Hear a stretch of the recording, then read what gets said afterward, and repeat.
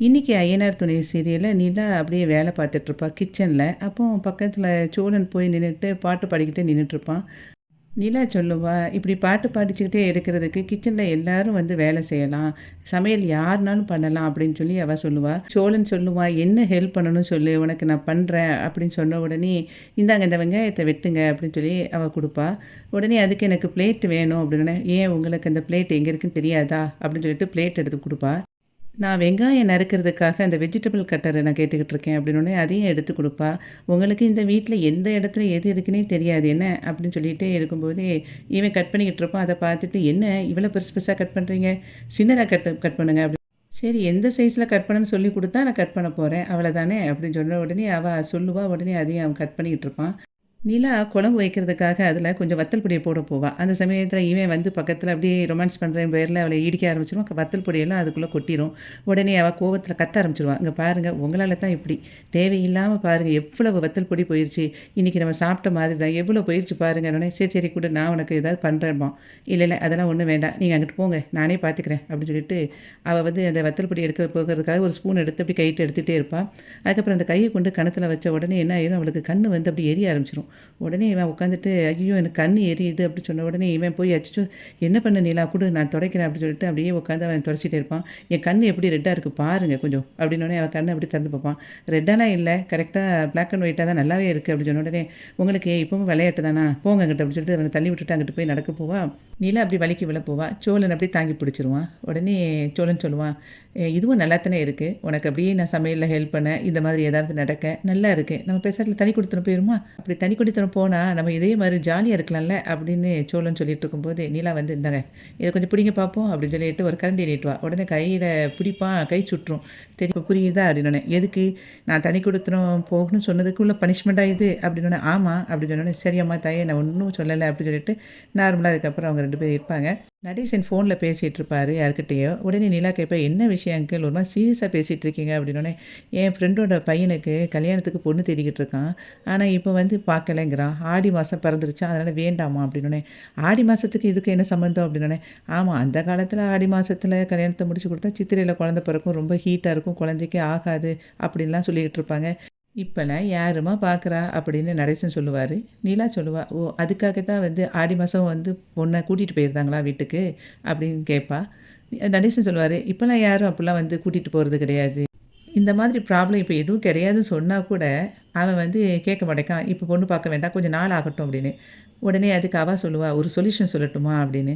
என்ன சொல்யூஷனு அப்படின்னு கேட்கும்போது, அதுக்கு தான் தமிழ் மேட்ரிமோனி இருக்குது, அந்த தமிழ் மேட்ரிமோனியில் பொண்ணை பதிஞ்சு வச்சா உடனே வந்து அடுத்த மாதத்துலேயே நம்ம வந்து கல்யாணத்தை முடிச்சுக்கலாம். தமிழ் மேட்ரிமோனியில் ஆடி மாதத்துக்குன்னு ஸ்பெஷல் ஆஃபர் போட்டிருக்காங்க. இப்போ வந்து ஃப்ரீ தான், நம்ம இதில் அமௌண்ட்டு கட்டாமல் நம்ம பார்த்துக்கலாம், இந்த மாதம் நம்ம கட்டினாலே அடுத்த மாதம் பார்த்துக்கலாம் அப்படிங்கிற மாதிரி அவள் சொல்லுவாள். உடனே அப்படியா இது நல்ல ஐடியாவாக இருக்கே, நான் உடனே போய் என் ஃப்ரெண்டுகிட்ட சொல்லியிருந்தேன் அப்படின்னு அவர் கிளம்பி போயிடுவார். வானதி கடையில் வியாபாரம் பார்த்துட்ருப்பா. அப்போ ஒருத்தர் ஒவ்வொன்றா தலைவலிக்குது மாத்திரை கொடுமா அப்படின்னு கேட்ட உடனே வந்து கொடுப்பா.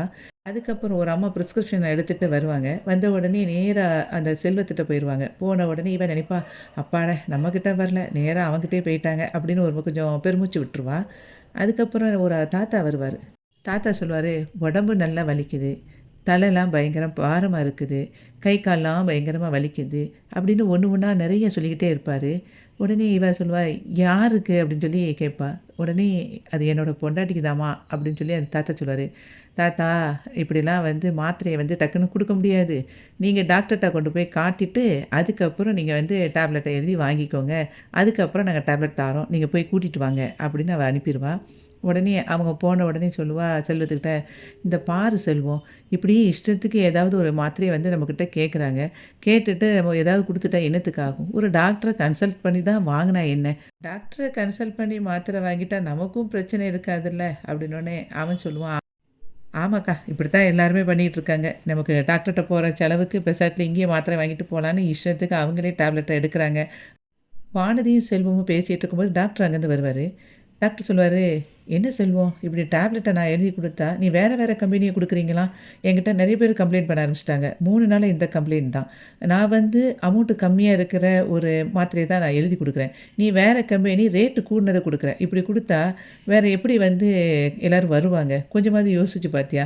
அ நம்மளே வந்து அவங்களுக்கு கஷ்டப்படுறாங்க அப்படிங்கிற ஒரே காரணத்துக்காக தான் நல்ல மாத்திரையை கம்மியான ரேட்டில் உள்ள மாத்திரையை நான் கொடுக்குறேன். நீங்கள் எதுக்கு வேறு கம்பெனி மாத்திரையை கொடுக்குறீங்க மாற்றி? இனிமேல் அந்த மாதிரி பண்ணிட்டு இருக்காதீங்க. இப்படி இருந்தால் அப்புறம் எப்படி வந்து டாக்டர்கிட்ட பேஷண்ட்ஸ்லாம் வருவாங்க நம்மளை நம்பி அப்படின்னு சொல்லி அந்த டாக்டர் சொல்லிட்டு இருப்பாரு. அப்போ பக்கத்தில் இருந்த வானதி சொல்லுவா, சாரி டாக்டர், நாங்கள் இந்த மாதிரிலாம் நம்ம பண்ணிக்கிட மாட்டோம். சாரி, நீங்கள் இங்கே தான் இருக்கீங்களா? நான் கவனிக்கவே இல்லை. நீங்களே சொல்லுங்கள் வானதி. நம்மளை சுற்றி 3 4 கிளினிக் இருக்குது. அப்படி இருக்கும்போது மக்கள் நம்மளை தேடி வராங்கன்னா அப்போ நம்மளை நம்பி தானே வராங்க. அவங்களுக்கு கம்மியான விலையில நம்ம வந்து மருந்து குடுக்கணும் தானே! அதனால தானே அவங்க அங்கேருந்து நம்மகிட்ட வாராங்க. அதை வந்து ஏன் வந்து மாத்தி குடுக்கணும்? யோசிச்சு பாருங்கன்னோனே, நீங்க சொல்லும்போது தான் டாக்டர் எனக்கும் புரியுது. நான் இனிமே இது நடக்காம பார்த்துக்கிறேன் அப்படின்னு வானதி சொல்லிருவா. நான் இனிமே கரெக்ட் பண்ணிக்கிறேன் அப்படின்னு சொன்னோனே, வெரி குட். நீங்க எப்போங்க படிச்சு முடிச்சீங்க? அப்படின்னு சொல்லி கேட்பாரு டாக்டரு. நான் இந்த வருஷம் தான் சார் முடித்தேன். நீங்க எப்போன்னா, நான் படிச்சு 3 வருஷம் ஆச்சே! அப்படின்னோனே, எங்கே படிச்சீங்கன்னோனே, சென்னையில தான் அப்படின்னு சொல்லி டாக்டர் சொல்லிட்டே இருப்பாரு. திரும்பி அவ கொஸ்டின் கேட்டுட்டே இருப்பா. சென்னையில எங்கே படிச்சீங்க? எப்படி படிச்சீங்க? அப்படின்னோனே, சரி நீங்க தொலைச்சு தொலைச்சு கேட்காம விட மாட்டீங்க போல அப்படின்னோனே, இல்ல நான் தெரிஞ்சுக்கலான்னு தான். நீங்க இங்கேயே இருக்கீங்க. ஆனாலும் உங்ககிட்ட வந்து எதுவும் நான் கேட்டது இல்ல. அதுக்காக தான் டாக்டர் அப்படின்னு சொல்லி அவ சொல்லிருவா. உடனே அதுக்கு டாக்டர் வந்து நான் எங்கே படிச்சேன், ஏது படிச்சேன் அப்படிங்கிற விஷயத்த எல்லாத்தையுமே அவரு சொல்லுவாரு. வானதி உடனே சொல்லுவா, எனக்கு ஒரு சின்ன டவுட் இருக்கு. கேட்கலாமா? சரி நீங்க கேளுங்க. நீங்க என்ன கேட்காம விட்டுருவீங்களா? அப்படின்னு டாக்டர் சிரிச்சுட்டே சொல்லுவாரு. உடனே அதுக்கு அவன் சொல்லுவா, இங்க எல்லாருமே இங்க படிச்சு முடிச்சுட்டு இந்த ஃபாரின்ல போய் செட்டில் ஆகி, டாக்டர் ஆகி அப்படிதான் வந்து இருப்பாங்க.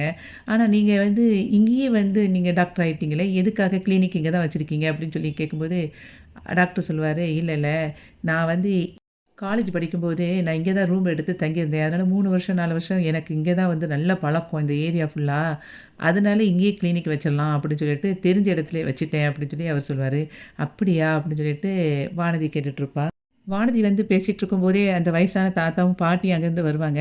அப்ப தாத்தா சொல்லுவாரு, "ஏம்மா நீ சொன்ன மாரியே நான் வந்து என் ஒய்ஃப கூட்டிட்டு வந்துட்டேன்" அப்படின்னோனே, "இவர் தான் டாக்டரு. இந்த டாக்டர்ட்ட நீங்க போய் பாருங்க" அப்படின்னோனே, டாக்டர் சொல்லுவாரு.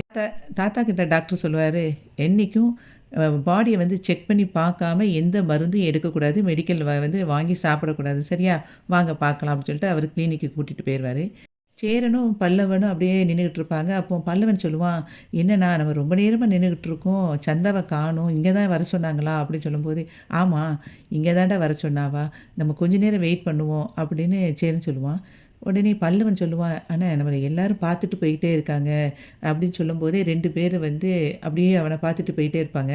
இவன் அப்படியே ஓரமா அப்படியே ஒதுங்கி நிப்பான். அந்த சமயத்துல சந்தா அங்கேருந்து வருவா. வந்த உடனே சொல்லுவா, "நம்ம இங்கேருந்து பேச வேண்டாம். யாராவது பார்த்துருவாங்க. வாங்க அங்க போவோம்" அப்படின்னு சொல்லும்போது, பல்லவன கூப்பிடுவான் சேரன். பல்லவன் வந்து உடனே சொல்லுவான், "அண்ணா நீங்க 2 பேரும் பேசிட்டு இருங்க. நான் வந்து இப்படி வெயிட் பண்ணி பார்த்துக்கிட்டு இருக்கேன்" அப்படின்னு சொல்லும்போது, "சரிடா நீ பார்த்துக்கோ யாராவது வராங்களான்ட்டு" இவன் போய் பேசிட்டு இருப்பான். சந்தா வந்து அப்படியே கவலையா சேரன்கிட்ட சொல்லுவா, "எனக்கு பயமா இருக்கு. எங்க வீட்ல எங்க மாமாவுக்கு கல்யாணம் கட்டி குடுக்க தான் பேசிக்கிட்டு இருக்காங்க" அப்படின்னு சொல்லும்போது, சேரன் சொல்லுவாங்க, "பாரு, நான் தான் உங்க அப்பாக்கிட்ட 6 மாசம் டைம் கேட்டுருக்கோம்ல.